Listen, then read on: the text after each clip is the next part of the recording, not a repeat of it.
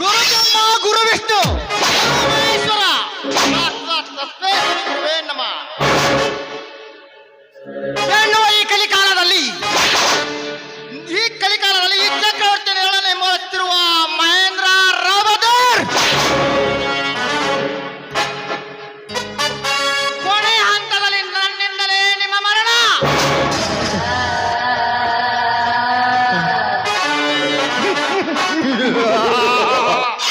ರಾವದರ್ ನನ್ನ ವ್ಯವಹಾರಕ್ಕೆ ಬಿರುಗಾಳಿಯಾಗಿ ಬಂದು ನನ್ನ ಜೀವನವನ್ನು ನರಕಕೊಂಡಲು ಮಾಡಲು ಪ್ರಯತ್ನಿಸುತ್ತಿರುವೆಯಾ ಮಗನೇ? ಮೊನ್ನೆ ಸ್ಟೇಟ್ ಬ್ಯಾಂಕಿನಿಂದ 5 ಲಕ್ಷ ರೂಪಾಯಿ ತಗೊಂಡು ಬರುತ್ತಿರುವ ನನ್ನ ಗುಮಾಸ್ತನನ್ನು ಮರ್ಡರ್ ಮಾಡಿ ನನ್ನ ಹಣ ಹೊಡೆದುಕೊಂಡ್ರಿವೆಯಾ?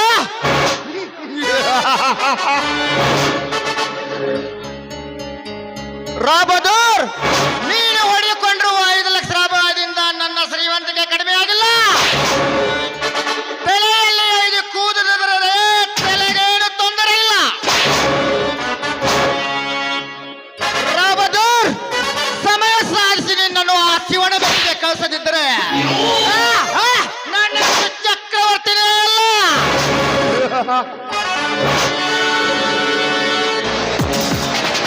ಚಾರ್ಲಿ, ಚಾರ್ಲಿ,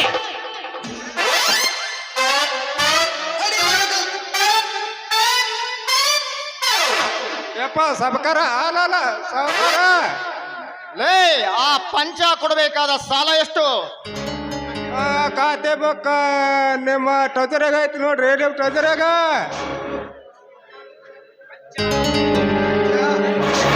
ಪಂಚ 1, ಚಿದಾನಂದ್ 2, ಸಿದ್ದರಾಮ 3. ಇವರು ಹಣ ಕೊಡುವ ಸಮಯ ಇದೇ 10ನೇ ತಾರೀಕು, ಅಂದ್ರೆ ಇಂದು 14.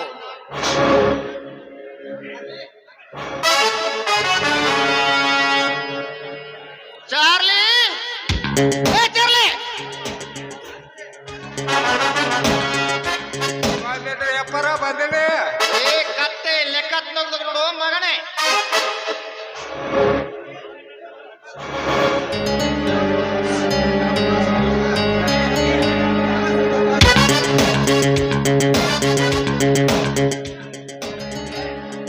ಯಪ್ಪ ಸಬಕಾರ ಪಂಚಾಪಂದು 11,000 ಬಡ್ಡಿ, 12,200 ಬಡ್ಡಿ ನೋಡ್ರಿ ಬಡ್ಡಿ. ಮತ್ತೆ ಚಿದಾನಂದಂದು 15,000 ಅಸಲ್ರಿ, 12,000 ಬಡ್ಡಿ ನೋಡ್ರಿ. ಇರಲಿ, ಕಾರ್ ರೆಡಿ ಮಾಡು.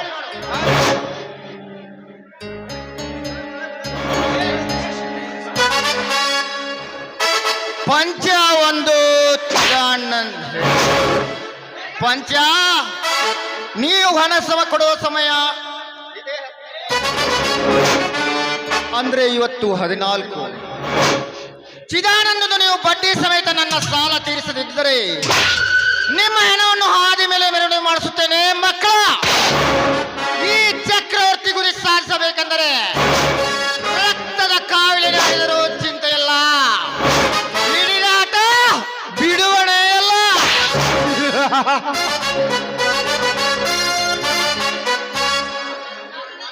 ಗಾಡಿ ರೆಡಿ ಆಗೈತ್ ನೋಡ್ರಿ ಸಾಕಾರ. ಮನೆ ಕಡೆ ಹುಷಾರು.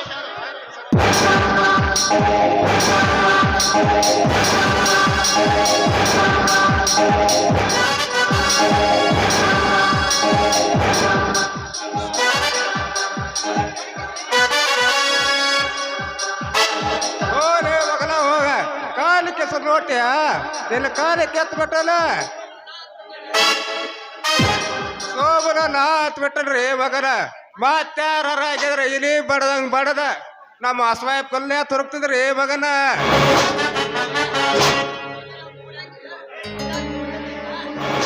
ಏರ್ರಿ ನಮ್ಮ ಮೂಲಂಗಿ ಬಜಾರ್ಗೆ ಹೋಗೈತೆ, ಇನ್ನೂ ಯಾಕ ಬಂದಿಲ್ಲ.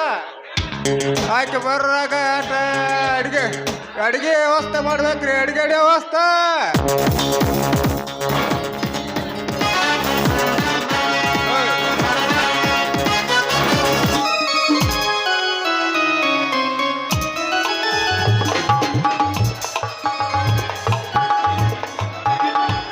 ಹಲೋ ರಮೇಶ್. ಓ ಮೇಶ್, ಈಗ ಬಂದ್ಯಾ?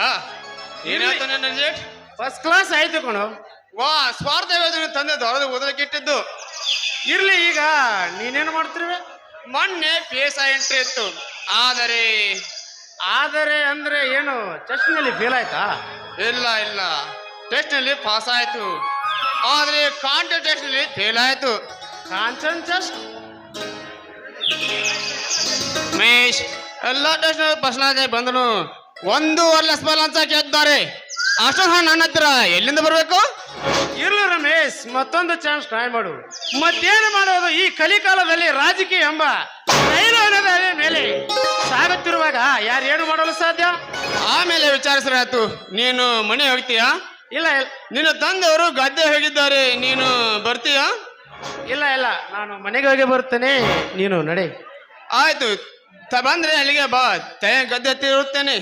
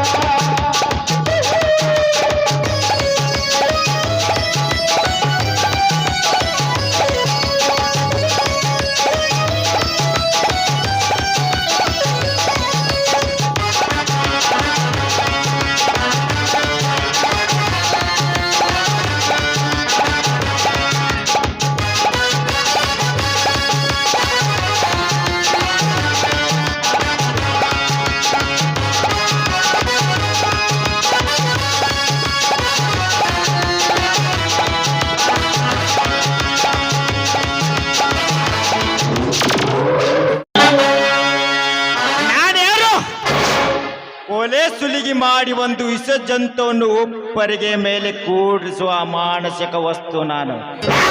ಈ ರೀತಿ ಮಾಡಲು ಕಾರಣ ನನ್ನ ತಂದೆ ತಾಯಿಯನ್ನು ಕೊಲೆ ಮಾಡಿದ ಪಾಪೆಯನ್ನು ಕಂಡು ಅವನ ಪ್ರಾಣ ತೆಗೆಯಲ್ಲ.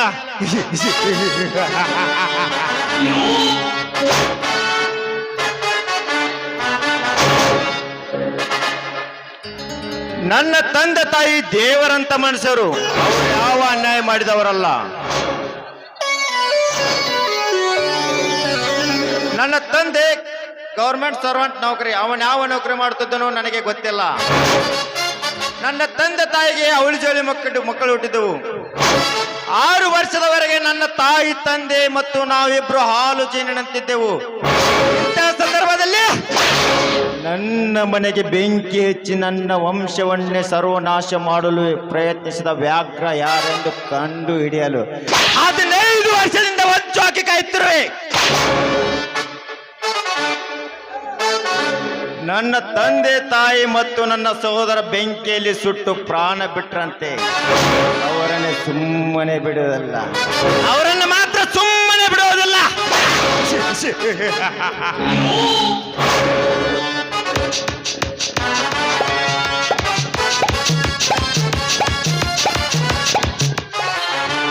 ಲೇ ಯಾರೇ ನೀನು? ಅದನ್ನು ಕೇಳೋದಕ್ಕೆ ನೀನ್ ಯಾರು? ಗುಡ್ಡ ಗವ್ವಾರ ಮತ್ತು ಇಂಥ ಒಣ ದೇವತೆಯ ಆಶ್ರಯದಲ್ಲಿ ವಾಸಿಸುತ್ತಿರುವ ಕಾಡು ದೇವತೆಯ ಪ್ರೀತಿಯ ಪುತ್ರ. ನಾನು ಇವರ ಅಗರ್ಭ ಶ್ರೀಮಂತನ ತಂಗಿ. ಶ್ರೀಮಂತನ ತಂಗಿ ಧನಲಕ್ಷ್ಮಿ.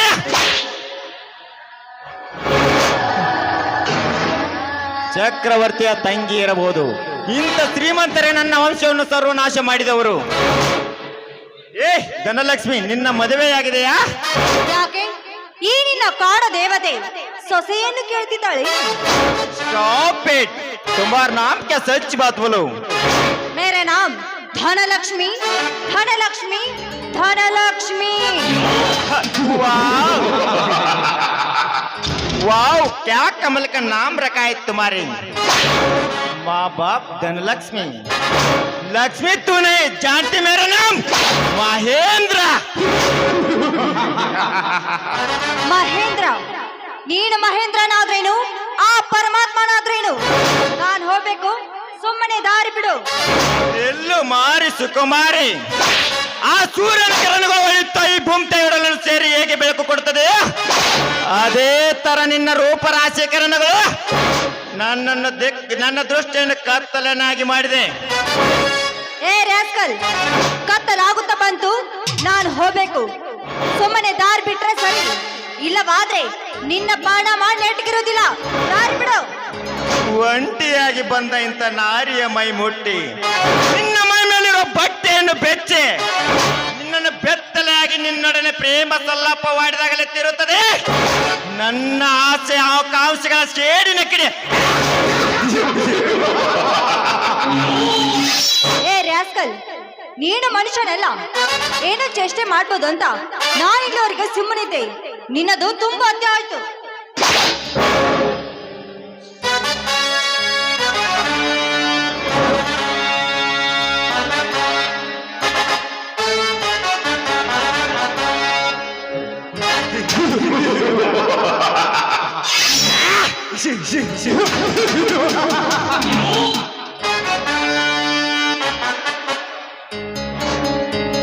ಕನ್ಯಾಮಣಿ ಎಂದು ನಿನ್ನ ಕೆನ್ನಿಗೆ ಮುದ್ದು ಕೊಡಬೇಕೆಂದು ಬಂದ ನನ್ನ ಕೆನ್ನಿಗೆ ಹೊಡೆದೆಯಾ?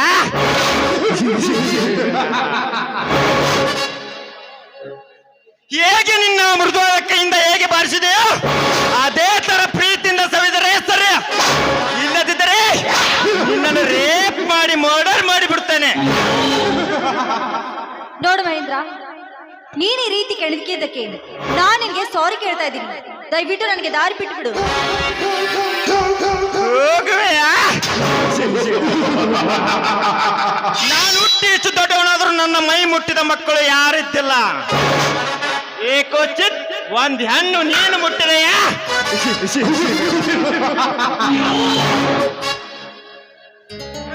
ನೋಡ್ ಮಹೇಂದ್ರ, ನಾನು ನಿನಗೆ ಸಾರಿ ಕೇಳ್ತೀನಿ.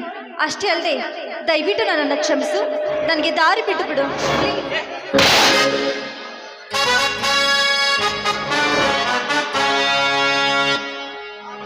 ಹಾಗಾದರೆ ಒಂದು ಹಾಡನ್ನು ಹಾಡು. ಏನು ಹಾಡ? ನನಗೆಲ್ಲ ಹಾಡೋದಕ್ಕೆ ಬರಲ್ಲ. ಕುಣಿಯುತ್ತಾ ಹಾಡಲೇಬೇಕು. ಮತ್ತೆ ಮಾತಾಡಿದರೆ ಮತ್ತೊಂದು ಐಟಮ್ಸ್. ಈ ಮುಠಾಳನ ಕೈಯಿಂದ ಪಾರಬೇಕಾದ್ರೆ ಇವನು ಹೇಳ್ದಂತೆ ನಾನು ಹಾಡಿ ಕುಣಿಬೇಕು. ಆಯ್ತು ರಾಜ, ನೀವು ಹೇಳ್ದಂತೆ ನಾನು ಹಾಡಿ ಕುಣಿವೆ.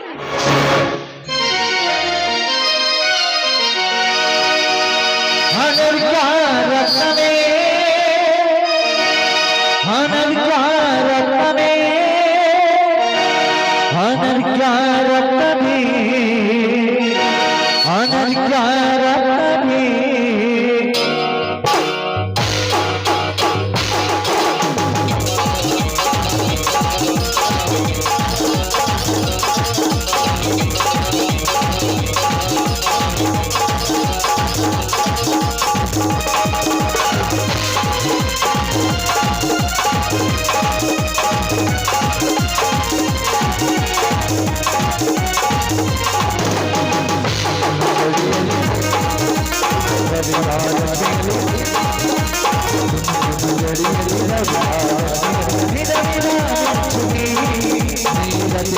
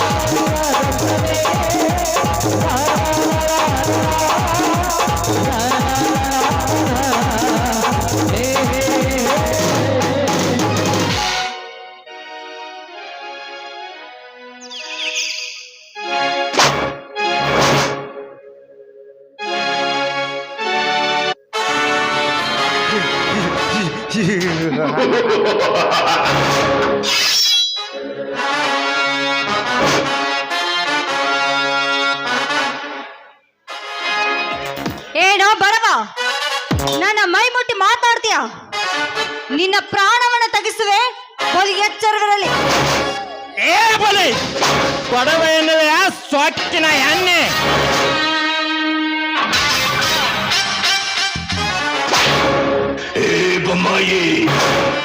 ಇಂದು ನಿನ್ನ ಶೀಲಹರಣವಾಗಲೇಬೇಕು.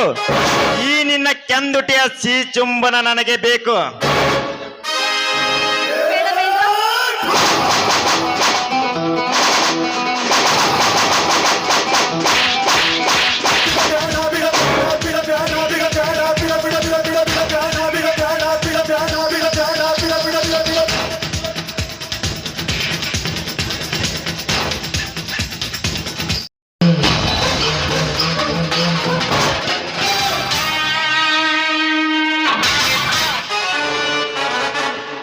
ಮಹೇಂದ್ರ, ನೀನು ಮನುಷ್ಯನಲ್ಲ, ಕಾಡೊಬ್ರಿಗೂ ನಿನಗೆ ಹೃದಯ ಎನ್ನುವುದು ಏನಾದ್ರೂ ಸ್ವಲ್ಪ ಇದೆಯಾ? ನೋಡು ಲಕ್ಷ್ಮಿ, ನಾನು ಹುಟ್ಟಿ ಇಟ್ಟು ದೊಡ್ಡವನಾದರೂ ಇಂಥ ಕೆಲಸವನ್ನು ಮಾಡಿದವನಲ್ಲ. ಏನೋ ನನ್ನ ತಂದೆ ತಾಯಿ ನೆನಪಾಗಿ ಬಂದ ಕೋಪದಲ್ಲಿ ಇಂಥ ತಪ್ಪನ್ನು ಮಾಡಿದೆ. ನನ್ನನ್ನು ಕ್ಷಮಿಸಿ ಬಿಡು, ಬರ್ತೇನೆ.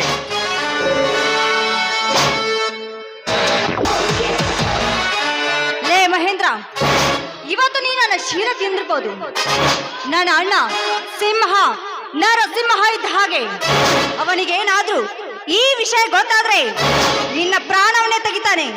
ನೋಡ್ತಾ ಇರು, ಈ ವಿಷಯ ಈಗ ಹೋಗಿ ನಮ್ಮ ನನಗೆ ತಿಳಿಸ್ತೀನಿ.